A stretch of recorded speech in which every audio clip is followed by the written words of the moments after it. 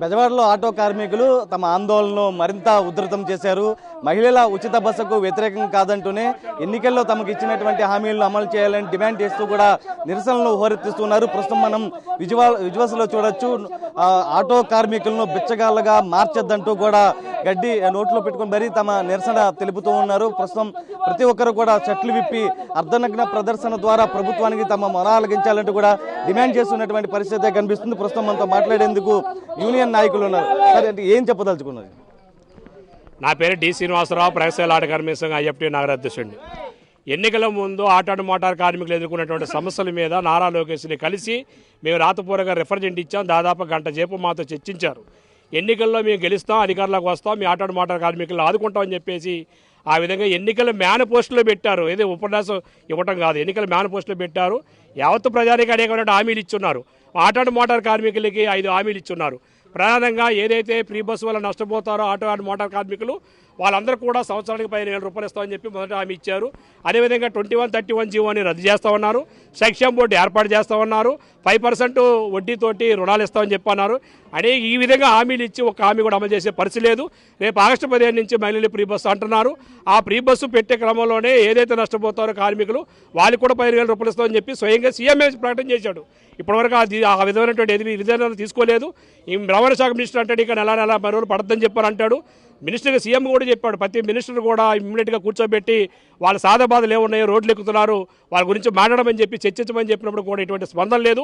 ఒక మినిస్టర్ అంటాడు 10,000 అంటాడు, ఒక మినిస్టర్ అంటాడు నెల 10 రోజులు పోయిన తర్వాత ఆలోచిస్తామని చెప్పి అంటారు. ఈ విధంగా పూటకొక రోజుకు ఒక మాట మాట్లాడటం సరైనది కాదు. హామీలు ఇచ్చిన అమలు ఏదైతే ఉన్నాయో అమలు చేసేంత వరకు కూడా ప్రగతిశీల ఆటో కార్మిక సంఘం ఐఎఫ్టీ దీర్ఘకాల పోరాటం చేస్తుంది. యావత్తు ప్రజలు కూడా కొడుతుంది.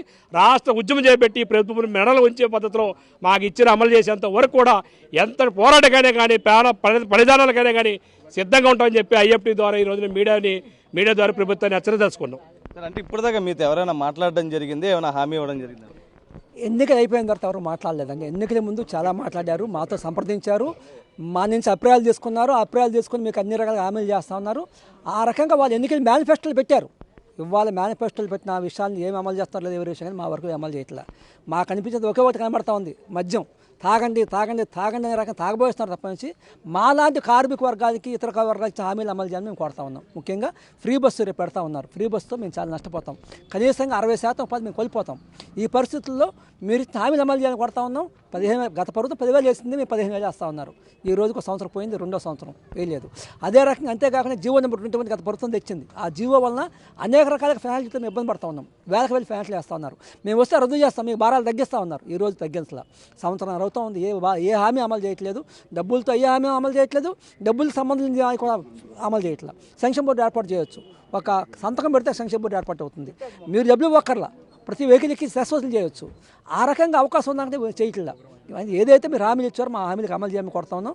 ముఖ్యంగా ఏదైతే ఫ్రీ బస్సు కారణంగా మేము ఉపాధి కోల్పోతా ఉన్నాం, ఆటో కార్మికులందరికీ నెలకు 3,000 రూపాయలు పెన్షన్ రూపాయలు ఇవ్వాలని రకం డిమాండ్ చేస్తూ ఉన్నాం. లేని పక్షంలో మొత్తం అన్ని ఆటో కార్మికులు కోరికలు పెద్ద అమలు చేస్తూ ఉన్నాం. మీరు హామీలు ఇస్తూ ఉన్నారు, చేస్తాం వాయిదాలు వేస్తూ ఉన్నారు తప్పించి చేయట్లేదు. మేము తప్పనిసరి ఇప్పటికీ సంవత్సర కాలంగా ఎదురు చూస్తాం. ఈ రోజు కన్నా మీరు మరి అమలు చేయకపోతే రాష్ట్ర వ్యాప్తంగా ఉద్యమం తీవ్రతరం చేస్తాం. నా పేరుకే పోలారే ఐఎఫ్టీ. అంటే పవన్ కళ్యాణ్ కలిసే యోచనలో ఉన్నట్లుగా కూడా తెలుస్తుంది. అంటే ఏం చెప్పదలుచుకున్నారు పవన్ కళ్యాణ్? మేము అదే చెప్తున్నాం కదా సార్.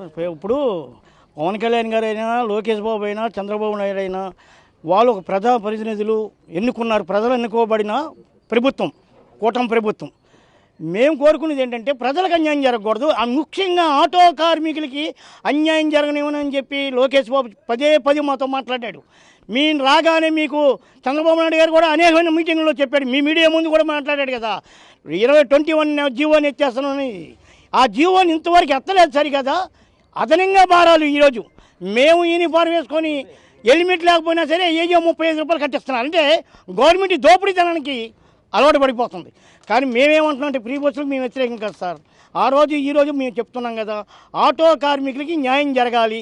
ఆ రోజు జగన్మోహన్ రెడ్డి గారు ఫిట్నెస్ బండి రికార్డు పోర్సులో పెట్టుకున్నాను, కాగితాలు పోర్సులో లేకుండా తిప్పొద్దు, నష్టం జరిగిద్ది, ఎవరైనా బండి కింద పడినా మీకు నష్టం జరిగినా ఆ నష్టాన్ని ఇన్సూరెన్స్ క్లెయిమ్ అవుతుందని చెప్పి మీకు 10,000 రూపాయలు వేసాడు. మేము చంద్రబాబు నాయుడు గారిని ఈరోజు 15,000 ఇస్తానన్నా, 15,000 ఇస్తున్నా, మేము 25,000 ఎందుకు డిమాండ్ చేస్తున్నాం? మా కుటుంబాలు బతకాలి. ఈరోజు ఫ్రీ బస్సు తిరగడం వల్ల కర్ణాటక తెలంగాణ ఈరోజు ఎంతమంది ఆటో డ్రైవర్లు చనిపోయారు, ఎంతమంది ఉరిపోసుకున్నారు, పురుగుల మందు తాగి కూడా చనిపోయారు. కనీసం ఈరోజు మీ ప్రభుత్వం అయినా కళ్ళు తెరవండి, మమ్మల్ని సావకుండా చూడండి, మా బ్రతుకులను కాపాడండి అని చెప్పి పదే పదే చెప్తున్నాం. కానీ ఇప్పటికైనా మీరు మా గురించి మాట్లాడే ముందు ఈ ఆటో వాళ్ళని ఎలా బతికించాలనేది కూడా మీరు కనీసం ఆలోచించండి. మొన్న కేబినెట్ సమావేశంలో కూడా కనీసం ఆటో రంగం మీద ఏంటి అనేది కూడా చర్చించరా. కానీ ప్రకటనలు ఇస్తున్నారు. కొల్లి రవీంద్ర గారు ఏమో 10,000 అంటారు, చంద్రబాబు గారు ఏమో 15,000 అంటారు. నిన్నగాక మొన్న ఈ రవాణా మినిస్టర్ గారు ఆయన్ని కలిసాం ఎన్నోసార్లు, అయ్యా మమ్మల్ని ఏదో చేస్తాను, బాబు గారితో మాట్లాడుతున్నాం, మీరేం కంగారు పడద్దు. ఒక జిల్లా వాళ్ళు కాదు కదా, స్టేట్ వేడిగా ఆయన్ని కలవడానికి వస్తారు. కనుక ఏది ఇప్పుడు వరకు 15 లోపు కలుస్తా ఉన్నారు, ఏమైనా సమాచారం ఇచ్చారా? ఏం లేదండి. మేము అనేక మేలు పెట్టాం, మా నాయకులు పెద్ద నాయకులు కూడా మేలు పెట్టారు లోకేష్ బాబుకి. ఖాళీ లేదని చెప్పుకొచ్చారు. ఇప్పటికీ ఖాళీ లేకపోవడం ఏంటండి? ఏ రోజు మీరు ఎక్కడికి వెళ్ళడం మానేస్తున్నారు? మీరు చెప్పండి. ప్రజల సమస్యల మీద మీరు సామాన్యమైన కుటుంబాలను కలిసి వెళ్ళి మీరు డబ్బులు అందజేస్తున్నారు. ఎందుకు? మీ సింపతి కాపాడుకోవడం కోసం, అంతే కదా. మీరు పూడి గడిచికి వెళ్తున్నారు. చంద్రబాబు నాయుడు గారు మొన్న ఎవరికో ఇల్లు లేదంటే ఇల్లు కట్టించమన్నాడు, అన్నీ కలెక్టర్ ముందు అక్కడ మాట్లాడుతున్నాడు. అలాగే మా గురించి మాట్లాడు బాబు అని చెప్తున్నాం. మా బాధలు ఆదుకోండి. 25,000 రూపాయలు సంవత్సరానికి ఇవ్వగలిగితేనే ఆటో కుటుంబాలు బాగుపడతాయి. అంటే బాగుపడవు. మీ 25,000 రూపాయలతో మా పిల్లలు చదువుకొని ఉద్ధరించేది ఏం లేదు. కనీసం అన్నమైన తింటామని మేము చెప్తున్నాం. ఈరోజు ఆటోలు ఉన్న వాళ్ళందరికీ ఇల్లు లేవు. అన్నీ 90% అన్నీ కూడా అద్దెలే. 10% ఏమి ఉంటే ఇల్లు, సొంత ఇల్లు ఉండొచ్చు. కాదని మేము అన్నాం. మరి మాకు అసలు ఏం లేవని మేము అడుక్కుంటున్నాం, మీకు చెప్పట్లా. కానీ ఇప్పుడైనా సరే మమ్మల్ని కాపాడండి అనేది పదే పదే చెప్తున్నాం. అలాగా లేని పక్షంలో రేపు ఏం జరిగిద్దో విజయవాడ నగరంలో మాకే తెలియదు. ఇది మాత్రం గుర్తుంచుకోండి. ఇప్పటికైనా మమ్మల్ని ఆటో వాళ్ళని కాపాడామని ప్రార్థిస్తున్నాం. లేని పక్షంలో జరిగేది జరుగుద్ది. ప్రస్తుతం తమకు సంబంధించి హామీలు అమలు చేయమన్నట్టు కూడా డిమాండ్ చేస్తున్నటువంటి పరిస్థితి కనిపిస్తుంది. ఎందుకంటే 25 ఒక్కొక్క మంత్రి ఒక్కొక్క మాట చెప్తున్నారు. 10,000 అంటున్నారు, 15,000 అంటున్నారు. కానీ ఇప్పటివరకు మాతో చర్చలు కూడా జరపలేదు, ఎంత ఇస్తారో కూడా చెప్పలేదు. అటు మంత్రులను కలుద్దామన్నా కూడా ఎవరు కూడా అపాయింట్మెంట్ కూడా ఇచ్చే పరిస్థితుల్లో ప్రస్తుతం లేరంటూ కూడా వీరంతా కూడా ఆందోళన వ్యక్తం చేస్తున్నటువంటి పరిస్థితి కనిపిస్తుంది. ఎందుకంటే 15వ తేదీ నుంచి మహిళలకు ఉచిత బస్సు అమలు చేస్తున్న నేపథ్యంలో ప్రస్తుతం మాతో చర్చలు జరపాలి, మాకు ఇస్తానన్నటువంటి హామీలను అమలు చేయాలంటూ కూడా వీళ్ళంతా డిమాండ్ చేస్తున్నటువంటి పరిస్థితి కనిపిస్తుంది. వీళ్ళ పర్సన్ విశ్వనాథ్తో నరసింహ, బిగ్ టీవీ, విజయవాడ.